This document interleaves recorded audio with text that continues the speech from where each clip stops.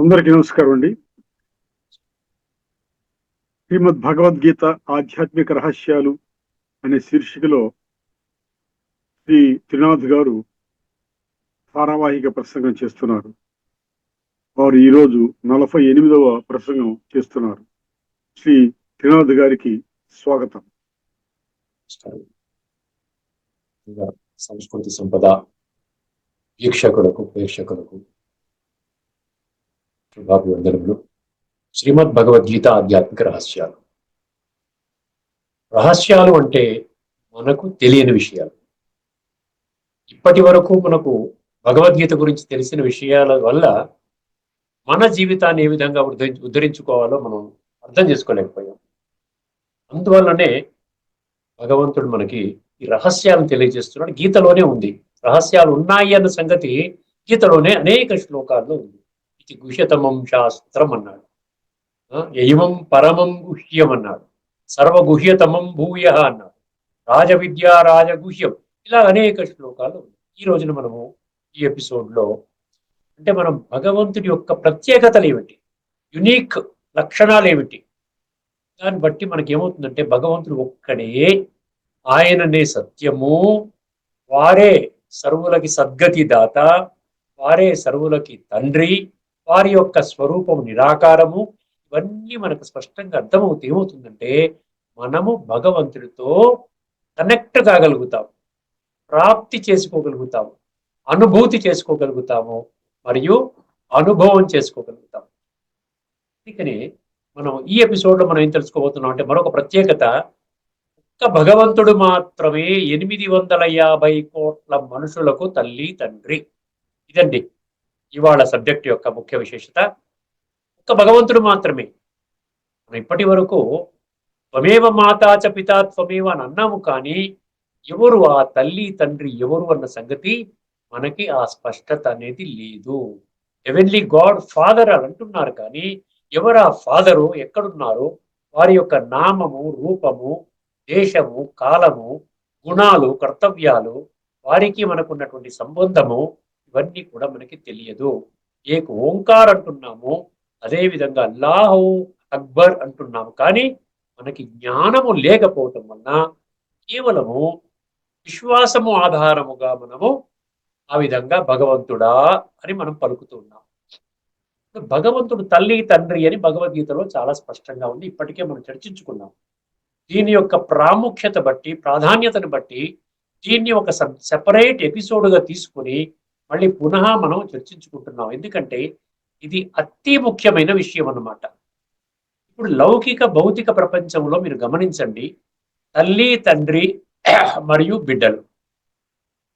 బిడ్డలకి తల్లి తండ్రి యొక్క పరిచయం ఉంది. అదేవిధంగా తండ్రికి వీరు నా బిడ్డలు అన్న పరిచయం ఉంది. అప్పుడు ఏమవుతుంది చెప్పండి, వాళ్ళ యొక్క జీవితం ఎలా ఉంటుంది?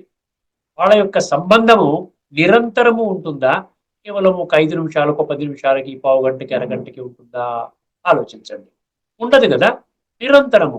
అర్ధరాత్రి మీకు తట్టి లేపినా మమ్మీ అంటాడు, లేకపోతే డాడీ అంటాడు. అర్థమైందండి? ఈ సంబంధం ఏ విధంగా అయితే ఉన్నదో ఆధ్యాత్మిక జగత్తులో కూడా ఇటువంటి సంబంధం ఉండకూడదా? ఆధ్యాత్మిక జగత్తులో, ధార్మిక జగత్తులో కేవలం మనము ఏదో పూజా పునస్కారాలు, యజ్ఞాలు, యాగాలు, జపాలు, తపాలు, వ్రతాలు, నోములు, తీర్థయాత్రలు, దాన పుణ్యాలు, ఈ విధంగా ధార్మిక గ్రంథాల పఠన, పారాయణ, శ్రవణము మరియు ప్రచారము, ఇంతవరకు మనము చేస్తున్నాం. కానీ భగవంతుడి యొక్క సత్య స్వరూపము, భగవంతుడి యొక్క గుణాలు, శక్తులు మనలో రావటం లేదు.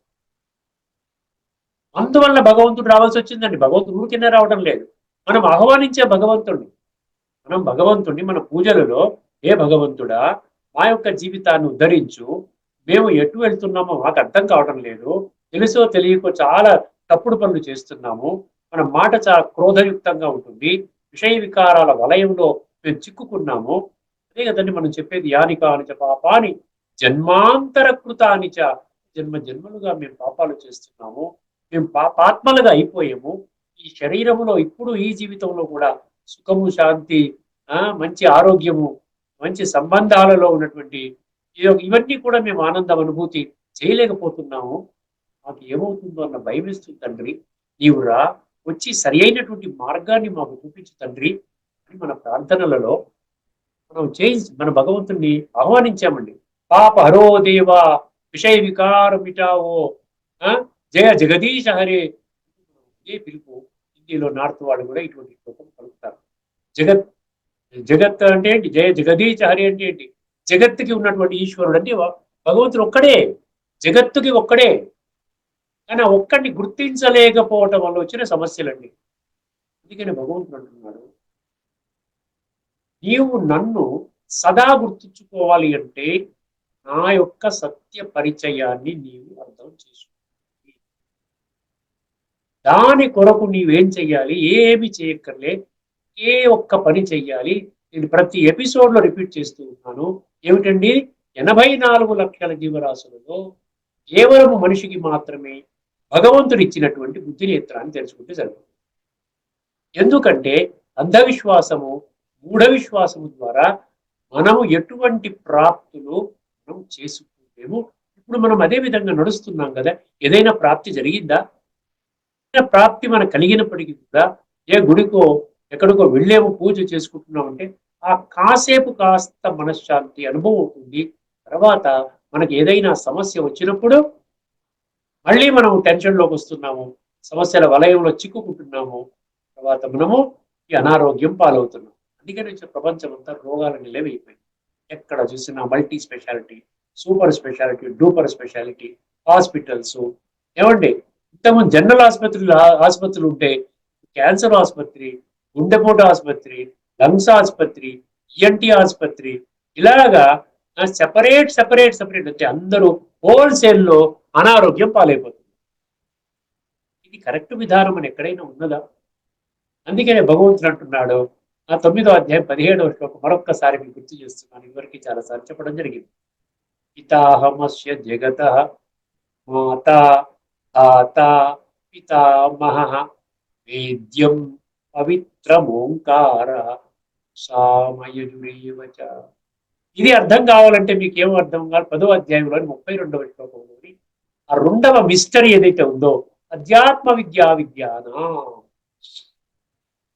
సర్వ విద్యలలోకి నేను గీత ద్వారా బోధించే విద్య ఆధ్యాత్మికము. ఇది విద్య, ఇది ఎడ్యుకేషన్, ఇది ఒక సైన్స్.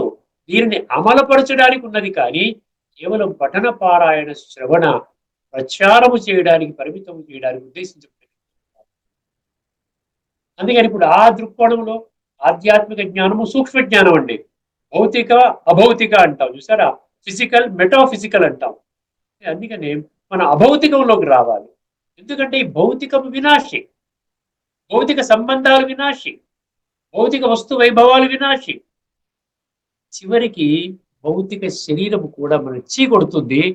నేను నీ కూడా రాను, నువ్వు ఒంటరిగా వెళ్ళు.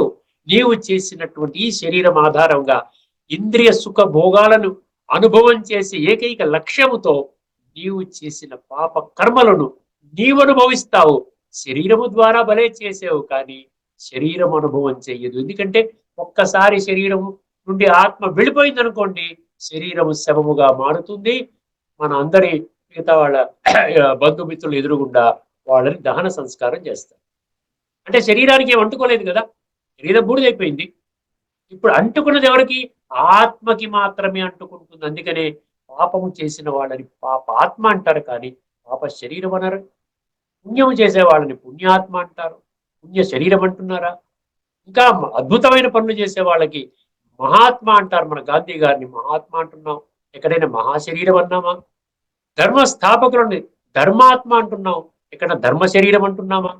అదేవిధంగా దైవీ సంస్కారాలు ఏవైతే ఉన్నాయో 16వ అధ్యాయంలోని మొదటి 3 శ్లోకాలలో ఏమండి, అభయం సత్వ సంశుద్ధి, జ్ఞాన యోగ వ్యవస్థితి, దానం దమశ్చ యజ్ఞశ్చ స్వాధ్యాయ తపం ఆర్జవం అహింస సత్యం అక్రోధ త్యాగ శాంతి అపైషునం దయాభూతేషు అలోలుప్వం మార్దవం కిరీరచాపలం తేజ క్షమా ధృతే శౌచం అద్రోహో నాతిమానిత భవంతి సంపదం దైవీమ విజాతస్య భారత అంటున్నాడు భగవంతుడు.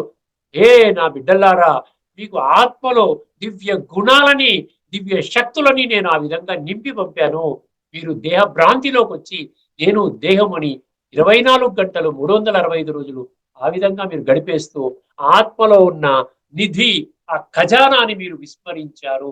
దాని వలననే మీరు బయట వెతుక్కుంటున్నారు. నేను శాంతిని ఆత్మలో నింపితే మీరు శాంతి కోసం ఏం చేస్తున్నారు? బయట గుడికి వెళ్తే శాంతి, ఎవరో మంచి మాటలు చెప్తే శాంతి, ప్రవచనం వింటే శాంతి, ఎక్కడైనా ఈ విధంగా మనం శాంతి కోసం బయట వెతుక్కుంటూ ఉన్నాము. శాంతి బయట దొరకదు. బయట దొరికే శాంతి కాసేపు మాత్రమే ఉంటుంది. సినిమాకు వెళితే ఆ 2 గంటలే ఉంటుంది. అది కూడా సినిమా బాగోలేకపోతే ఎందుకు వెళ్ళేవురా అనుకుంటాం. తర్వాత అక్కడ పొందిన శాంతి కానీ, శక్తి కానీ, ఏం సుఖము కానీ, ఆనందము కానీ ఏదైనా కానివ్వండి, అది మీ జీవితంలో మీరు ఎదురయ్యేటువంటి సమస్యలకి పరిష్కారాన్ని ఇవ్వలేదు. దీనికి భిన్నంగా ఆత్మలో నిక్షిప్తము కాబడిన ఈ యొక్క దివ్య గుణాలు ఏవైతే ఉన్నాయో, శాంతి, సుఖము, ప్రేమ, ఆనందము, పవిత్రత, శక్తి, జ్ఞానము ఏవైతే ఉన్నాయో ఇవన్నీ కూడా ఆ నిధిని మనము గాని బయటికి తీసినట్లయితే అది మీ యొక్క సమస్యల పరిష్కారానికి మార్గదర్శకం అవుతుంది. ఎంత చక్కగా చెప్తున్నాడు ఇది ఆధ్యాత్మిక దృష్టికోణంలో విన్నప్పుడే మీకు అర్థం. ఇప్పుడు ఒక్కసారి 9వ అధ్యాయం 17వ శ్లోకంలో ఎంత స్పష్టంగా చేశాడు అర్థం చేసుకోండి. పితా అహం జగత మాత అన్నాడు. నేను తల్లిని, తండ్రిని. జగత్తు అంటే గుర్తుపెట్టుకోండి, ఒక హిందూ ధర్మం వాళ్ళకి సంబంధించింది, సింగపూర్ దేశంలో ఉన్న వాళ్ళకి సంబంధించింది, అమెరికా దేశంలో ఉన్న వాళ్ళకి సంబంధించింది, భారతదేశంలో ఉన్న వాళ్ళకి సంబంధించింది కాదండి. జగత్తు అంటే ఈ భూగోళము, భూమండలము, పృథ్వీ, ప్రపంచము. దీనిలో ఎంతమంది ఉన్నారు? ఇందులో మీరు నేను కూడా ఉన్నాను. 850 కోట్ల మంది మనుషులకు లేటెస్ట్ సెన్సస్ ప్రకారంగా ఎంతైనా కానివ్వండి, అందరికీ నేను తల్లిని, తండ్రిని అని చెప్తున్నాను. అంటే భగవంతుడి మాటలు అసత్యం అంటారా? భగవంతుడు సత్యము అని తెలుసుకున్నాము, భగవంతుడు ఒక్కరే అని తెలుసుకున్నాము, భగవంతుడు నిరాకారుడు అని తెలుసుకున్నాము. అటువంటి నిరాకారుడు ఇన్ని వందల శ్లోకాలలో శ్రీ భగవాను వాచ అని ఆ క్యాప్షన్ పెట్టుకుని ప్రపంచంలో రెండో పుస్తకం లేదు, కేవలం ఒక భగవద్గీతలోనే ఉన్నాయి, direct spoken words of God. అటువంటిది భగవంతుడు ఎక్కడైనా అబద్ధం చెప్తాడా? పితాహమస్య జగత మాత. దాత అంటే ఏంటి? అందరినీ పోషించేవాడిని నేను. మీరు నిశ్చింతగా ఉండండి. మీరు ఏంటి వాళ్ళు అట్లా ఉన్నారు వీళ్ళు ఇట్లా ఉన్నారంటే మీరు నిశ్చింతగా ఉండండి. అందరినీ ఉద్ధరించే బాధ్యత నాది. తండ్రి ఇప్పుడు చూడండి, భౌతిక ప్రపంచంలో 10 మంది పిల్లలు ఉన్నారనుకోండి, 10 మంది పిల్లలు కీచులు ఆడుకుంటుంటే తల్లిదండ్రులు ఏమంటారండి? నీకెందుకురా, నీకేం కావాలో చెప్పు, నీకేం కావాలో చెప్పు, నేను తీరుస్తాను. నేను నీకు తండ్రిని, వాడికి తండ్రిని, వాడికి తండ్రిని, వాడికి తండ్రిని కదా. తండ్రిగా నా బాధ్యత నేను నెరవేరుస్తాను, నువ్వు బిడ్డగా నా చెప్పిన మాట విను, అంతే. నువ్వేం చేయక్కర్లే, వాడి గురించి నువ్వు పట్టించుకోక్కర్లే, వీడి గురించి నువ్వు పట్టించుకోక్కర్లే. ఏ విషయం చెప్తున్నాడు? దాత అంటే నేను పోషించుకుంటాను, నేను ఉద్ధరించుకుంటాను. తండ్రిగా బిడ్డల పట్ల నాకు బాధ్యత. నాకు 850 కోట్ల మంది బిడ్డల పట్ల బాధ్యత ఉంది. ప్రతి ఒక్క మనిషి మీద నాకు ప్రేమ ఉంది, సమానమైన ప్రేమ ఉంది. సమోహం సర్వభూతేషు నమే ద్వేష్యోస్తి న ప్రియ అని శ్లోకంలో చెప్తాడు. సమోహం సర్వభూతేషు, ప్రతి ఒక్కరి పట్ల నాకు సమానమైనటువంటి మోహం ఉన్నది అంటాడు. ఎంత చక్కగా చెప్తున్నాడు చూడండి. అందుకని పితాహమస్య జగత మాత ఘాత పితామహ అన్నాడు. పితామహ అంటే తాత అండి. అంటే ప్రజాపిత బ్రహ్మ శరీరం ఆధారంగా తీసుకొని బ్రహ్మ యొక్క సంతానము చేశాడు కదా. ప్రజాపిత బ్రహ్మ యొక్క సంతానము కాబట్టి బ్రహ్మ కుమారులు, బ్రహ్మ కుమారులు అన్న పేరు వచ్చింది. అందుకని ప్రజాపిత బ్రహ్మకి కూడా తండ్రి కాబట్టి మనం ఏమైపోయామంటే తాత మనవలు అయిపోయాం, తాత మనవరాళ్ళు అయిపోయాం. అందుకని అక్కడ ఏం చెప్పి పితామహ. వేద్యం అన్నాడు, చాలా అద్భుతమైన పదం అండి. వేద్యం అంటే ఈ కలియుగం యొక్క చివరి సమయములో మీరు గుర్తించవలసినది, మీకు ఉన్నటువంటి ఒక లక్ష్యం పెట్టుకోవాల్సింది కేవలము నన్ను గుర్తించడమే. నేను తప్ప ఇంకా ఎవరి కోసం మీరు సమయాన్ని స్పెండ్ చేసినా కూడా అది మీ యొక్క ఆత్మని ఉద్ధరించదు. మీ యొక్క వర్తమాన జీవితాన్ని చాలా అద్భుతంగా తయారు చేసేది భావి జన్మలు అతి త్వరలోనే నా ద్వారా స్థాపన కాబడే స్వర్గము అనబడే సత్య త్రేతాయుగాలు, కృతయుగము త్రేతాయుగాలు అనబడేటువంటి బ్రహ్మ పగలు అంటున్నాం కదా, భగవద్గీతలో 8వ అధ్యాయంలో ఆ దాన్నే స్వర్గం అనండి, పారడైజ్ అనండి, జన్నత్ అనండి, హెవెన్ అనండి, ఏమైనా అనండి, అదొక్కటి నేను స్థాపన చేస్తున్నాను, విశ్వాత్మలందరికీ తండ్రి అయిన నేను స్థాపన చేస్తున్నాను. స్వర్గములోకి నేను స్థాపన చేసే స్వర్గములోకి మీరు రారా? మీరు రావడానికి మార్గము కూడా నేను తెలియజేస్తున్నాను కదా. మీ యొక్క ఆత్మలో జన్మ జన్మలుగా పేరుకుపోయినటువంటి సంస్కారాలు, తామసిక సంస్కారాలని శ్రేష్టంగా, దివ్యంగా, సాత్విక ప్రధానంగా మీరు తయారు చేసుకున్నట్లయితే, అది కూడా ఏ విధంగా తయారు చేసుకోవాలి, ఈ రాజయోగం అనే ప్రక్రియ కూడా నేనే తెలియజేస్తున్నాను. ఆ మార్గంలో ప్రయాణించండి. కనీసం ప్రతిరోజు ఒక 15 నిమిషాలు కేటాయించండి. ఏనా బిడ్డల్లారా, నేను మీ తల్లి తండ్రిని ఈ సృష్టి మీద అవతరించాను. ఇప్పటికే కొన్ని లక్షల మంది ఇన్ని దేశాలలో 150 దేశాలలో ఉన్నటువంటి వాళ్ళు నన్ను గుర్తించారు. మీరు కూడా వాళ్ళని వాళ్ళలాగే నన్ను గుర్తించండి అంటున్నారు. వేద్యం ఎందువల్ల గుర్తించాలి? ఎందువల్ల గుర్తించాలి అంటే పవిత్రం అన్నాడు. పవిత్రం అంటే ఆత్మని శుద్ధి చేసే శక్తి ప్రపంచంలో ఇంకెవరికీ లేదు.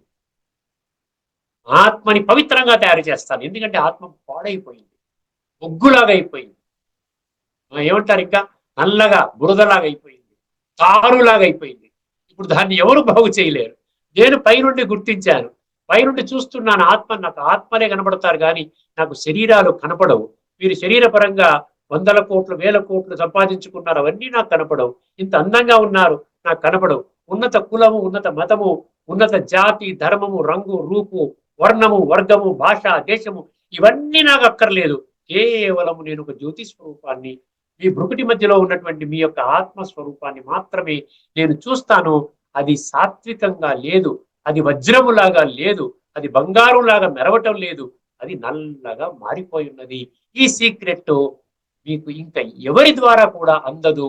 నేనే పైనుండి చూస్తున్నాను, సృష్టి చక్రం బయట ఉండి చూస్తున్నాను కాబట్టి మీకు స్పష్టంగా అర్థము చేయిస్తున్నాను. కాబట్టి ఈ యొక్క విషయాన్ని మీరు విస్మరించినట్లయితే ఇంకా మీకు మనుగడ లేదు. ఈ జన్మలోనూ టెన్షన్స్, రోగాలు, సమస్యలు, గొడవలు, కోర్టు తగాదాలు, వీటితోనే సతమతం అవుతారు. చివరికి ఆత్మని సంస్కరించుకోకుండానే శరీరాన్ని విడిచిపెట్టవలసిన గతి పడుతుంది అని వార్నింగ్ కూడా ఇస్తున్నాడు. అందుకని అన్నాడు వేద్యం పవిత్రం. ఓంకార అంటే ఏంటి? ఓంకార స్వరూపం ఓం అంటూ భగవంతుడి.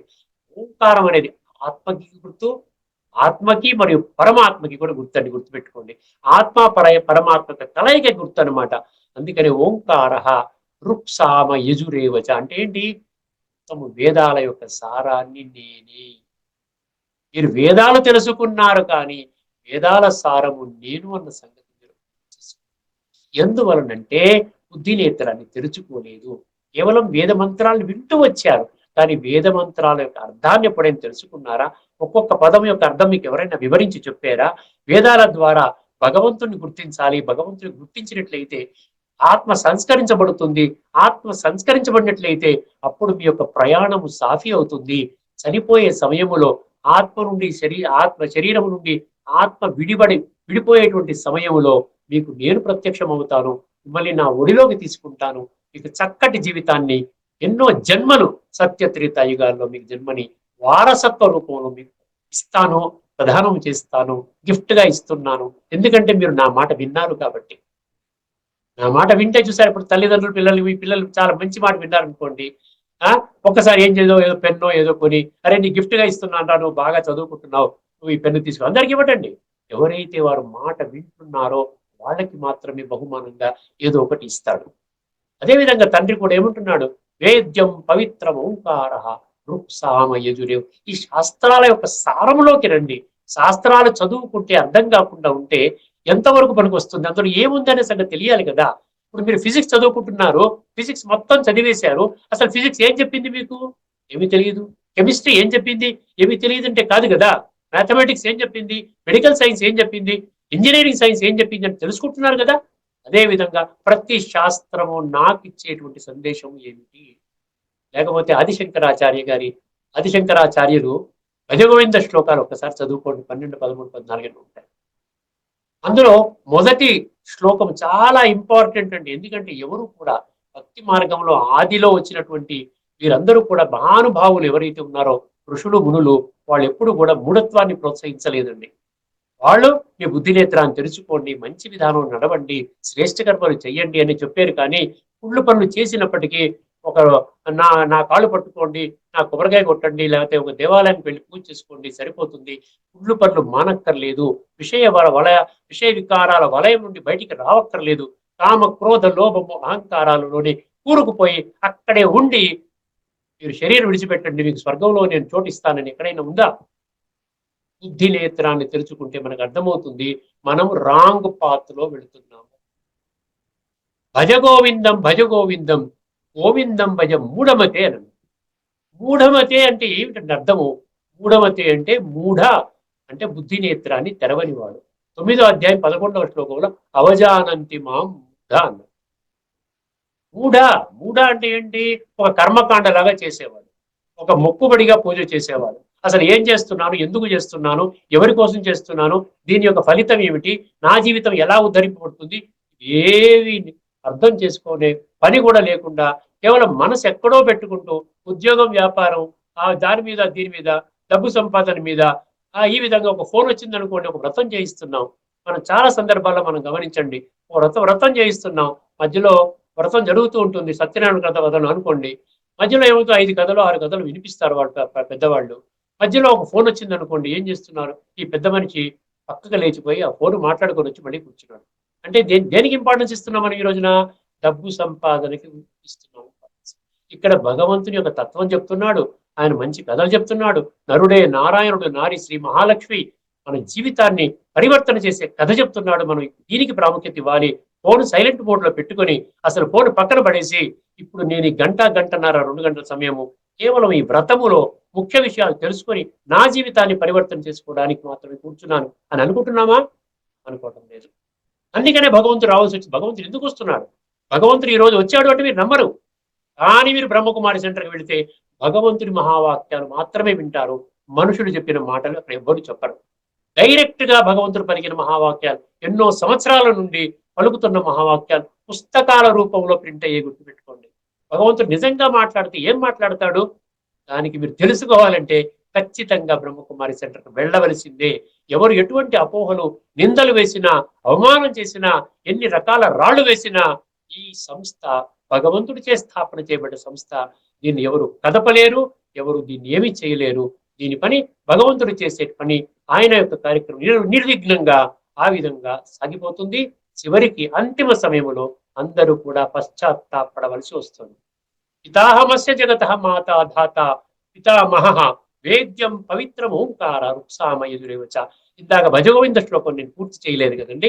భజగోవిందం భజగోవిందం, గోవిందం భజ మూఢమతే, సంప్రాప్తే సన్నిహితే కాలే. అద్భుతంగా చెప్పాడండి.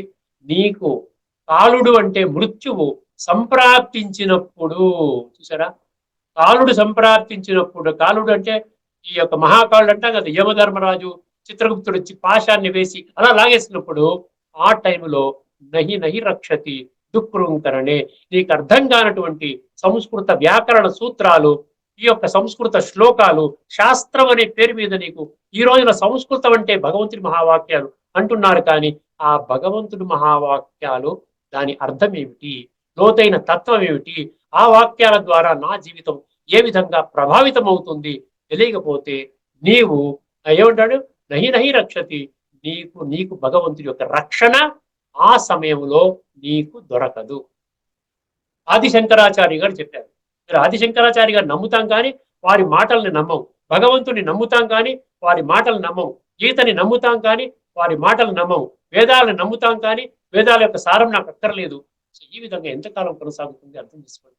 సృష్టి చక్రములో సంక్లిష్ట సమయము. భగవంతుడు అంటున్నాడు, ఇప్పుడు నేను వచ్చాను, ఇప్పటి వరకు నేను ఇంటర్ఫియర్ కాలేదు. ద్వాపర యుగము నుండి భక్తి ప్రారంభమైనప్పటి నుండి ఋషులు, మునులు, సాధువులు, సంతులు, ఏమండి, మహామండలేశ్వరులు, పీఠాధిపతులు, జగద్గురువులు, గురువులు, ప్రభువులు, సన్యాసులు, ఇంతమంది మీకు జ్ఞానబోధ చేశారు. ఏ ఒక్క సాధువు, సన్యాసి కానీ వారి ప్రవచనాలలో నీవు కుళ్ళు పనులు చెయ్యని ఎక్కడైనా చెప్పడం జరిగిందా? కేవలం వింటున్నాము, ఈ చెవితో వింటున్నాము, ఈ చెవితో విడిచిపెట్టేస్తున్నాము. ఎవరు చెప్పలేదండి తప్పుడు పనులు చేయమని చెప్పి. సంస్కార పరివర్తన చేసుకోమని చెప్పాడు. ఏ పతిత పావనాన్ని మన భగవంతుని అంటున్నాం కదా. అంటే నేను పతితంగా అయిపోయాను తండ్రి, నన్ను పావనంగా తయారు చేయి అని అంటున్నప్పుడు పావనంగా అయ్యే విధానం కూడా శాస్త్రాల్లో ఉంటుంది కదండి. సర్వశాస్త్రమై శిరోమణి అయినటువంటి శ్రీమద్ భగవద్గీత, అందులో కూడా ఖచ్చితంగా ఆ ఫార్ములా ఉండి తీరుతుంది. లేకపోతే ఈ సంస్కారం బాగోలేదనే అధికారం కూడా భగవంతుడికి లేదండి. ఆ సంస్కారాన్ని బాగు చేసుకునే విధానమే ఈ యొక్క రాజయోగ ప్రక్రియ, ఆధ్యాత్మిక దృష్టికోణంలో మనం అర్థం చేసుకుంటే అర్థమవుతుంది. ఇంకొక సీక్రెట్ ఉందండి ఇక్కడ. ఇప్పటి వరకు నువ్వు మనుషుల ద్వారా దేవి దేవతలు, ఋషులు, మునులు, ధర్మస్థాపకులు, మహానుభావులు, పుణ్యాత్ములు, మహాత్ములు మొదలగు దేహధారుల ద్వారా వింటూ వచ్చేవరా నాయనా. అదే పరమార్థం అనుకుంటున్నావు, అదే ఫైనల్ అనుకుంటున్నావు. అది ఫైనల్ కాదు. నువ్వు ఒక రాంగ్ స్టెప్ వేస్తున్నావు, తప్పటడుగు వేస్తున్నావు. ఇప్పుడు అంతిమ జన్మలో ఈ అంతిమ శ్వాస, ఈ ఒక్క శ్వాస విడిచిపెట్టేంత సమయం మాత్రమే నీకు సంస్కార పరివర్తన కొరకు ఈ ఒక్క జన్మ మాత్రమే ఉంది. బహూనాం జన్మనాం అంతే జ్ఞానవాన్ 7వ అధ్యాయం 19వ శ్లోకం. చివరికి చాలాసార్లు చెప్పుకున్నాం, ఇది ఆఖరి జన్మ. దీని తర్వాత ఇంకో జన్మ అంటూ సంస్కార పరివర్తన కోసం నీకు దొరకదు. ఈ ఒక్క జన్మ మేలుకో, బుద్ధి నేత్రాన్ని తెరుచుకో. ఇప్పుడు ఒక్క విషయం సీక్రెట్ ఏంటంటే, ఇంతమంది దేహధారులు వాళ్ళ యొక్క మూల స్వరూపంలో ఆత్మలు. ఇంతమంది దేహధారులు వాళ్ళ యొక్క మూల స్వరూపంలో ఆత్మలు. ఎక్కడైతే మీరు ఆత్మలు అన్నారో వాళ్ళు పరమాత్మ సంతానము. అందరూ పరమాత్మ సంతానమే. 33 కోట్ల దేవీ దేవతలు వగైరా వగైరా వగైరా అందరూ పరమాత్మ సంతానమే. పరమాత్మ సంతానము కాబట్టి విశ్వమానవ సౌభ్రాతృత్వం అన్న పదం వచ్చింది. విశ్వమానవ సోదర భావం అంటే యూనివర్సల్ బ్రదర్హుడ్ అంటే దేని గురించి వచ్చిందండి? అందరూ కూడా ఒక తండ్రి పిల్లలము. ఇక్కడ ఈ సీక్రెట్ చాలా జాగ్రత్తగా బుద్ధి నేత్రాన్ని తెలుసుకుని అర్థం చేసుకోండి. అందరూ ఒక తండ్రి పిల్లలైనప్పుడు, అందరూ ఒక తండ్రి పిల్లలైనప్పుడు పరస్పరము మనము సోదరులు అవుతాం కదండి. మీరు దేవీ దేవతలు కూడా మన సోదరులే.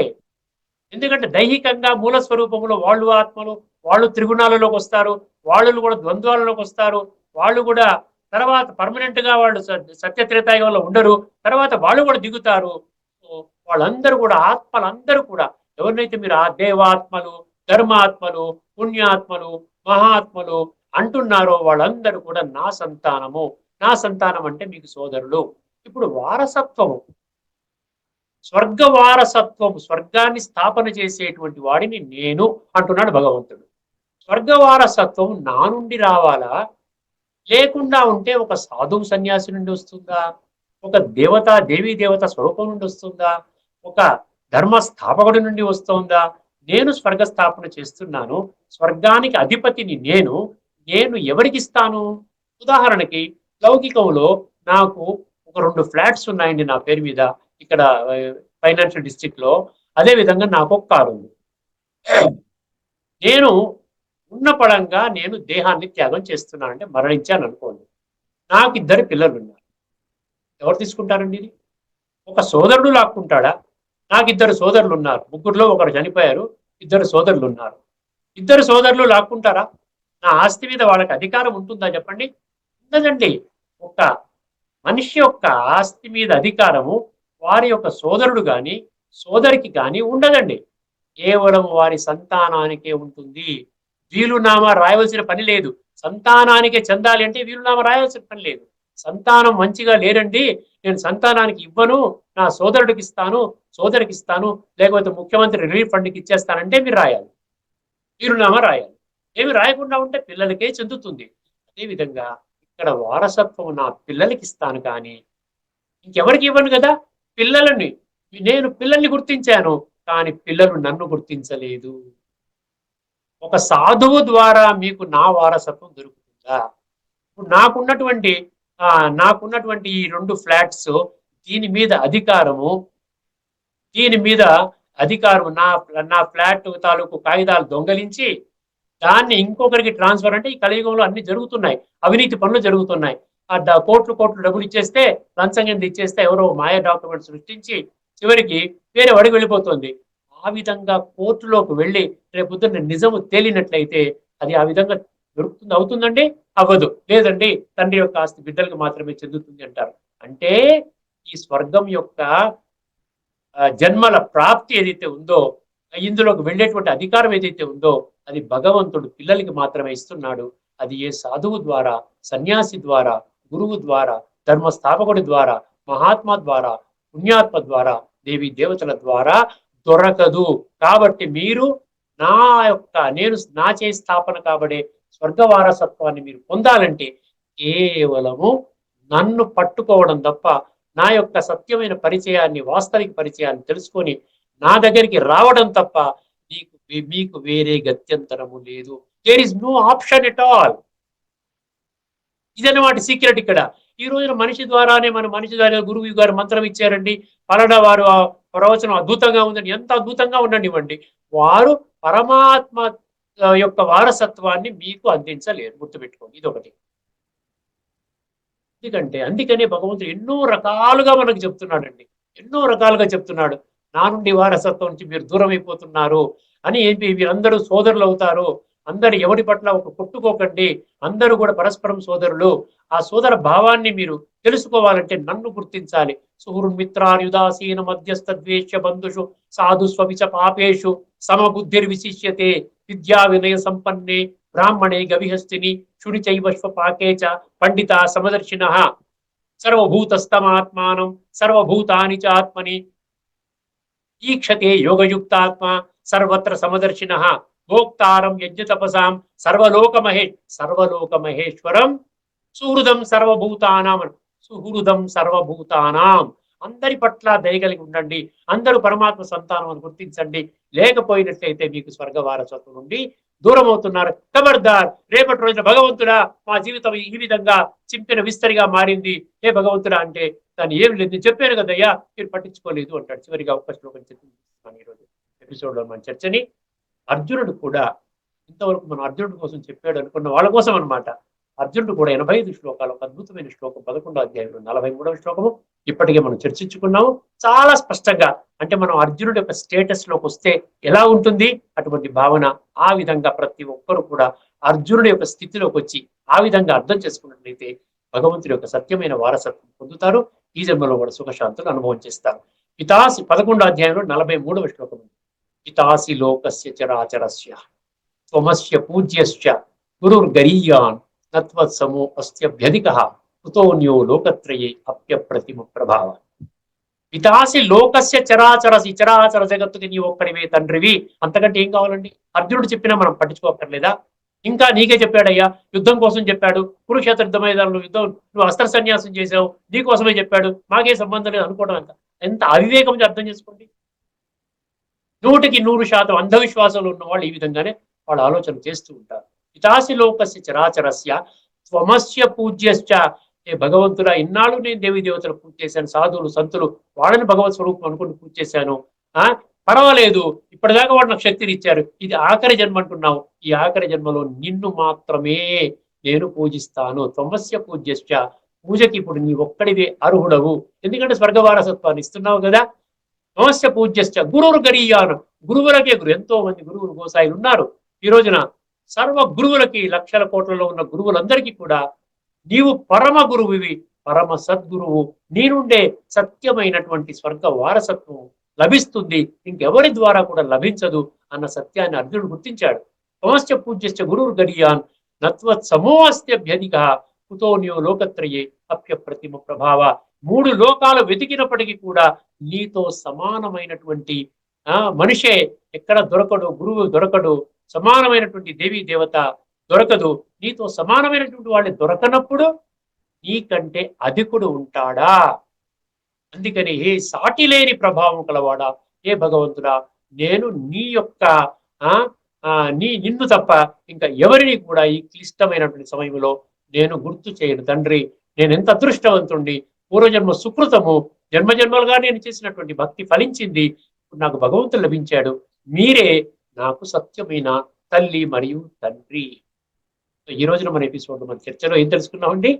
భగవంతుడు ఒక్కరే మన తల్లి తండ్రి, ఇంకా ఎవరు కాదు. ఇది సంక్లిష్ట సమయము, ఇప్పుడు పరమాత్మతోనే మనము కనెక్ట్ అవ్వాలి, వారి నుండే మనకి స్వర్గ వారసత్వం లభిస్తుంది. ఎపిసోడ్ లో చర్చని ఇక్కడితో ముగించుకొని తర్వాత ఎపిసోడ్ లో భగవంతుడు ఒక్కరే జ్ఞాన సాగరుడు, భగవంతుడు ఒక్కరే ఆది మధ్యాంతాల జ్ఞాత, ఇంకా ఎవరికి కూడా సృష్టి చక్రం యొక్క సంపూర్ణ జ్ఞానము లేదు, అందుకని భగవంతుడిని జ్ఞాన సాగరుడు అంటారు. సో ఏ విధముగా ఆయన జ్ఞాన సాగరుడో మళ్ళీ మనము రాబోయే ఎపిసోడ్ లో చర్చించుకుంటాము. అంతవరకు మీ అందరికీ నమస్కారము. లోకా సమస్త సుఖినో భవంతు. ఓం శాంతి.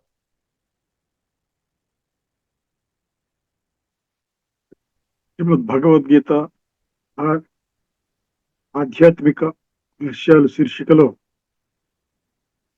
దైవతత్వాన్ని, ఆత్మిక రహస్యాలను బోధించిన శ్రీ త్రినాథ్ గారికి ధన్యవాదాలు.